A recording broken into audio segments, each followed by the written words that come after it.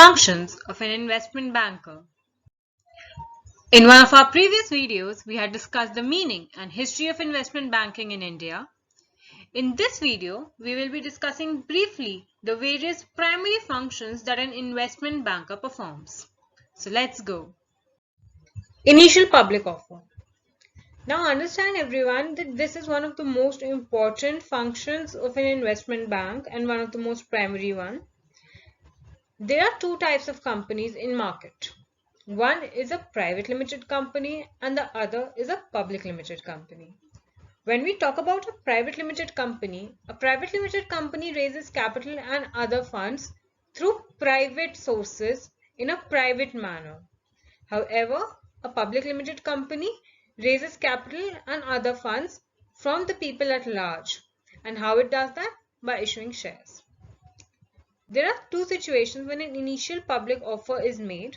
Basically, an initial public offer is when the public is asked or offered shares for the very first time by a company, and it happens in two situations.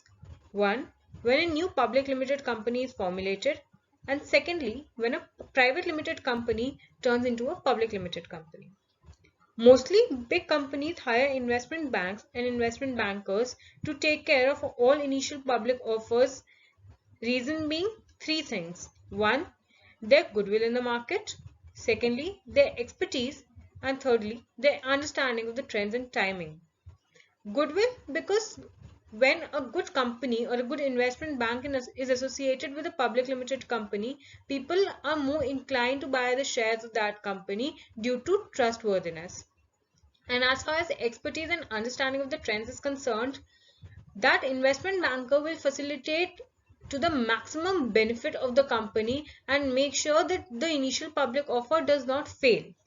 Apart from the issue of shares and other formalities, two most important things that an investment bank does while helping a company issue an initial public offer is one, the valuation regarding the earnings and the investments, and secondly, it also helps the IPO get listed on the share market. Keep in mind everyone that for other tasks maybe the investment bank charges the fees, but in initial public offer, the investment bank charges commission from the company it is working for. Mergers and acquisitions. Mergers and acquisitions are a very important and integral part of the corporate world in today's time. We see a lot of companies taking over and merging with other companies in order to expand their resources and to earn greater profits. And in this task also, investment banks play a very important and vital role. Investment banks are hired by both the buyers and the sellers for various functions to be performed by them because they have the expertise in making their project look outstanding and ensure that their project is bought by the buyer. And secondly, on the seller's part, the investment banks ensure that the deal is not of a loss. Rather, it will create profit for the company in future. Now, what basically happens is that the investment banks are approached and investment banks indulge in the valuation of the company. It calculates the actual value of the company. It prepares the strategy for the M&A, which is the mergers and the acquisitions, and it ensures that all the formalities related to the merger and acquisition is dealt with without the intervention of the company. It means that by giving a sum of money to investment banks, the company is completely tension free about the merger and acquisition because the investment bank will take care of it completely. It also helps in making the merger a very much success. So it is not as if one day on 1st July 2020, if the merger is concluding, the work of investment bank concludes then. No, it goes beyond that date, and the investment bank has to make sure that the merger is a successful merger and there are no technical or managerial issues that arise post that merger. Risk management. We need to understand that a company which is agreeing to pay lakhs of money to an investment bank must have invested crores of money in that venture in relation of which the investment bank has been hired. And every business person wants to ensure at least some amount of guaranteed profit.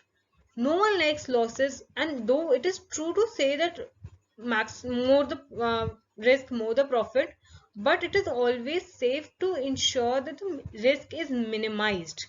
And to come make this wish of a corporate entity come true, investment banks indulge in extensive research and they do undertake other activities as well, so that risk of all kinds like business risk, investment risk, legal and compliance risk, and operational risk can be kept in check, and they are not sold so that there may be any possible damage to the project. They also ensure that all the risk that can come in future and may arise to create problems for the company are highlighted well before, and solutions to curb them are given. So see, you have to understand that no venture can be completely risk free. Every venture, big or small, involves certain amount of risk. However, when an investment banker is kept in loop, he makes sure that all the market trends and the capital risks are researched about, they are analyzed, all the risks which are related to currency, loans and investments are kept in check and managed. All the financial risks for that matter are very much kept in check and managed, so that the company and the venture does not have to face a lot of risk or a lot of loss whenever a future uncertain event occurs. Thereby, I mean that risk management can be done by investment banks in exchange of a fees. However, risk cannot be eliminated. Risk is always minimized here. Merchant banking. It would be fit to say that merchant banking is the origin of investment banking, though there is a very thin line difference between investment banking and merchant banking, which was discussed in the previous video. We know that investment banking and merchant banking go hand in hand. Now, merchant banking is a very private activity that is undertaken by the investment bank, and thereby an investment bank intermeddles with the private activities of a company. Now, when we mean private activity, we mean that it relates to matters related to finance, marketing, law and legal compliances, and the managerial acts. It would be better to say that somewhere or the other, the merchant bank or the investment bank acts as a financial engineer to the business, and for that, doing the activity as a merchant bank, an investment bank undertakes various functions which include raising finance for the client, making sure that the leasing services are very much in control and they are well managed, doing project management, acting as a broker in the stock exchange, ensuring portfolio management for that matter, handling government consent for industrial projects, and so on and so forth. And here, an investment bank provides consultancy to the company concerned, and thus obviously it charges a consultancy fee. Underwriting services. Underwriting services is one of the most important activities that is performed by an investment bank. It refers to the process of raising capital through selling stocks or bonds to investors on behalf of corporate or other entities. Now, when we talk about this definition, it is a very basic and complex for that matter definition to go with. However, in this slide, we will like to decipher this definition into very simple meaning. Firstly, I'll tell you what is an underwriting service. So, underwriting service happens only when a company is issuing the public offer. When a company is issuing public offer, it needs two things. One, someone to write the prospectus for them. Secondly, whenever a public offer is made, there is no surety that the entire offer would be bought by the public. To ensure that the offer does not fail, investment banks undertake certain activities, combining the making of prospectus and undertaking activities to guarantee the success of the initial offer. It refers to underwriting services. Now, basically what happens is that underwriting services, firstly initially, the prospectus is written and signed and everything is done by the investment banks.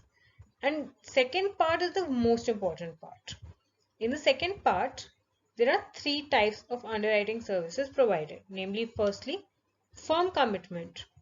Now, what happens in firm commitment is the investment bank agrees to buy the entire issue and assume full financial responsibility for any unsold shares. I'll tell this to you with an example. If the company has offered 1000 shares and the investment bank has done firm commitment, then even if 900 shares are sold by the investment bank, the rest 100 shares would be bought by the investment bank only, and the company will get the money for all the 1000 shares. So thereby the investment bank assumes complete financial responsibility. Second, best effort. As the name suggests, the investment bank assures the company that they will put in their best efforts to make sure that the issue is a success and the shares are sold to the maximum benefit. However, it is not providing any kind of financial stability or is not making an investment bank assume any kind of financial responsibility for unsold shares. Again, with the same example, if a company is issuing 1000 shares and only 900 shares are sold, then the rest 100 shares will not be bought by the investment bank. The investment bank will say that we did our best and we sold 900 shares, but we cannot assume responsibility for the rest of 100 shares. Third type of underwriting services, which is very less used, is if entire issue cannot be sold at offering price, deal is called off and issuing company gets nothing. This refers to all or nothing, all or none.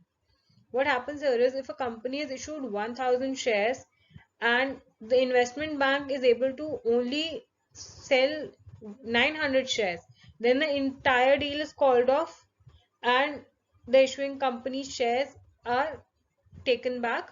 The issuing company gets nothing. And if 1000 shares are sold by the investment bank, then well and good. Apart from the ones mentioned in the previous slides, there are also other functions that are performed by the investment banks, namely investment and asset management, structuring of derivatives, research, sales and business development, negotiations, so on and so forth. You can read about them on internet or you can approach us on lexjuralawjournal@gmail.com and we will be very much happy to provide you with all the help. Hope you like the video. If you have any queries or feedback to give us, please comment in the comment section, like and share the video, and keep following Lex Jura for more of such academic and informative content. Thank you.